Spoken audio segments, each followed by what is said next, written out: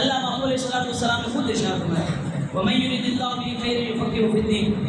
اللہ رب العزت جس کے ساتھ بھلائی کا ارادہ فرماتا ہے اسے اللہ رب العزت علم دین کی فکر سمجھ بوجھ عطا فرما دیتا ہے۔ محمود علیہ السلام نے جب یہ ارشاد فرمایا کہ اللہ جس کے ساتھ بھلائی کا ارادہ کرتا ہے اسے علم دین کی سمجھ اور بوجھ عطا کر دیتا ہے، اور محمود علیہ السلام نے ارشاد فرمایا اللہ رب العزت عطا کرنے والا ہے اور میں اپنی رحمت کی وجہ سے،